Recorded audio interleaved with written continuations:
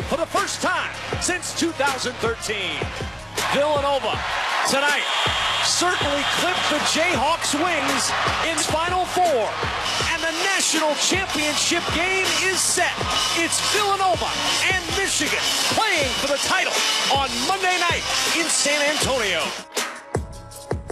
Yeah, it is. What's going on, everybody? Welcome back into First Take. Seth Greenberg joins us now from San Antonio for tonight's national championship game. What's going on, Coach? How are you? Miss Molly, your bracket's looking good. You got your Wolverines in the finals. Now they got to finish. Oh, you know it. But I picked Villanova to win it all, actually, believe it or not, Coach. She did. Oh, my goodness. That's almost sacrilegious. Picking with the head, not the heart. But I'm going to start with Stephen A. on this one. Stephen A., who's the most important player on the court tonight? It's interesting because the obvious call to me, because Villanova is so loaded, the obvious call to me is on Michigan, and it's Wagner.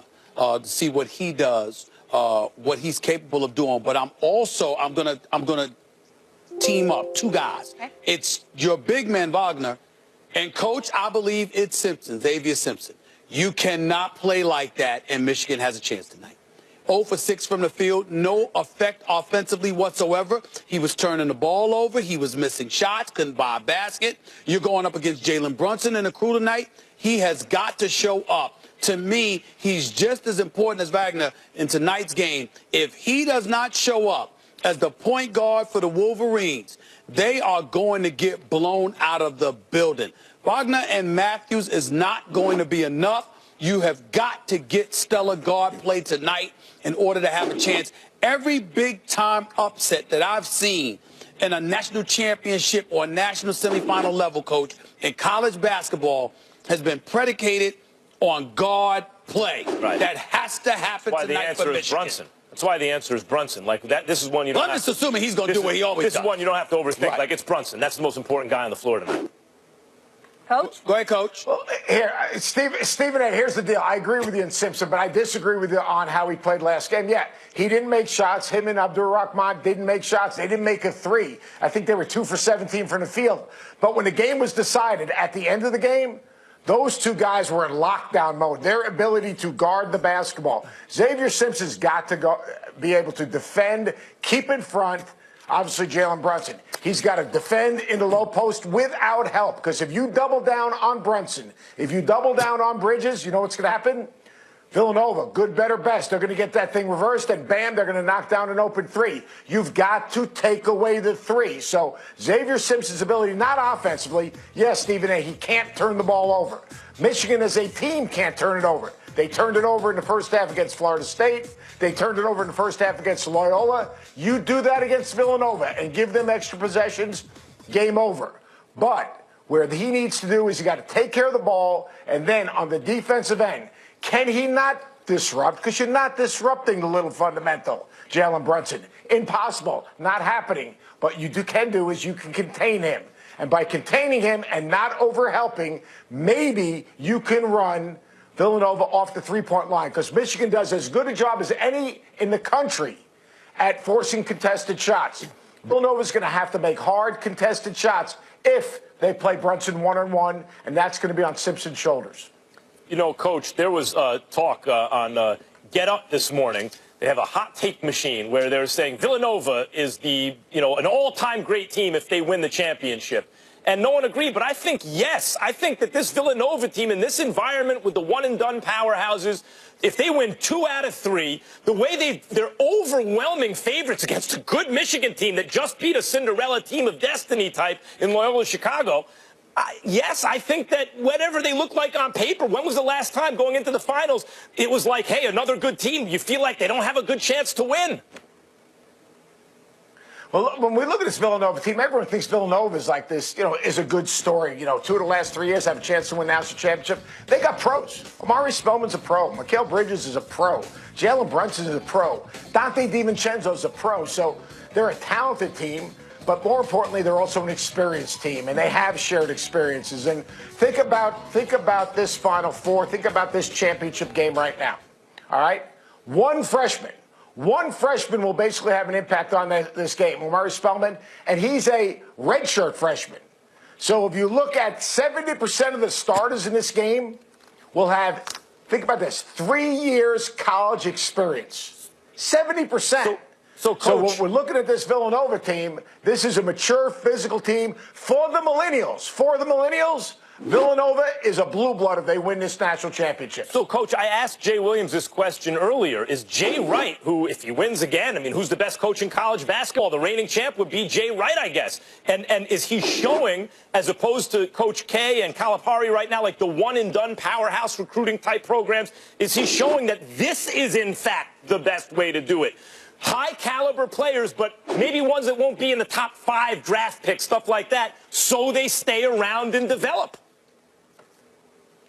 Well, Jay Wright's recruited those one-and-done guys. They haven't been able to get them to Villanova. It's not like he's not trying to recruit those guys, but what he has done is he's recruited guys that fit his culture as well. And look, they got off track a couple of years back before they made that Final Four run.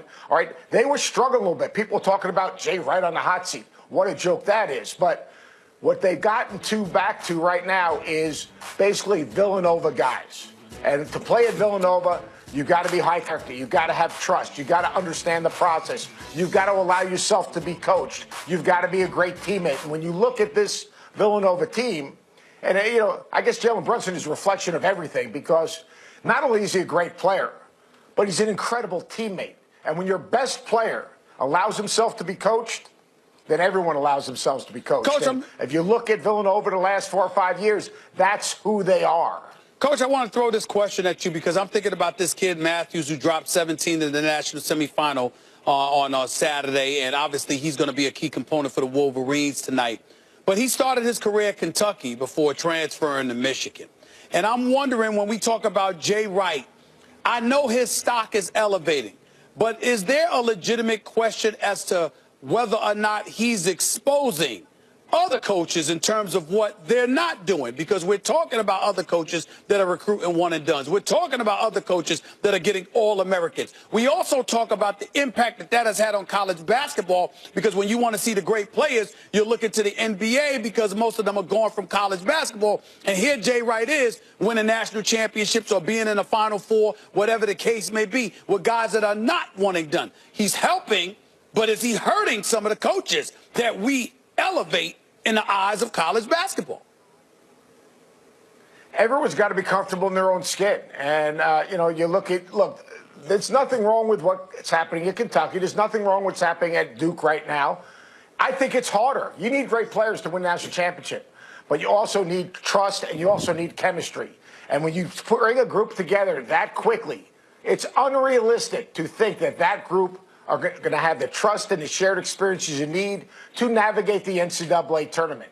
Also, think about it as a freshman, an 18-year-old rolling into college. Do they really know how to work hard? Do they really know how to digest the scouting report? Do they understand that you've got to compete and get better each and every day? And then their own agendas. Let's face it, when you're a one-and-done, you've got a team agenda, but you've got your own agenda. And your own agenda is the number of people pulling at you, all right, telling you, well, you know, you got to get more shots, you got to get more points. You're hurting your draft stock, your stock situation. So, you know, to me, what Jay Wright's done is he's put together a program. He's been able to get old and stay old. He's been able to develop players. He's been able to get those guys to trust each other. And his way fits Villanova, because Villanova's not for everyone. Just like Cal says Kentucky's not for everyone, Villanova's not for everyone. And he's found guys that fit his culture. And it's working, man. And Jay Wright, as good as it gets at developing players and getting those guys to believe in each other. No question. We'll see if they have an answer for Mo Wagner tonight. Coach, before we let you go, your partner in crime, Jay Will, with us earlier. He thinks Villanova is going to win by double digits. Real quick, who do you think wins by how much? I don't think it's going to be double digits. I'm thinking 78-74. And one thing we haven't talked about, in the end of the game, the reason Villanova's been able to pull away from people is because they can step up to that free throw line and knock down free throws. Michigan, on the other hand, all right, a little bit suspect on the free throw line. I think it's 78-74, Villanova. I don't see double digits, but I see them controlling and owning the game, a good portion of this game. All right, unanimous decision all going over here. Coach, appreciate you. Enjoy the game. We'll be watching. All right, thanks. Thanks, Bob. Take care, guys. All right, Coach.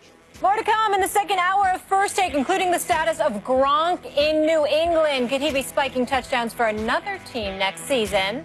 Plus... He's a great, great guy. But it seems like when people turned against him, he let it really affect him, and he's just turned into a totally different person. He's become a pain in the butt, to be honest with you. Sir Charles has had enough of Kevin Durant, and NBA officials might agree. Find out just how much pressure is on the reigning Finals MVP this postseason. Keep it here, First Take. This kitchen? Open concept.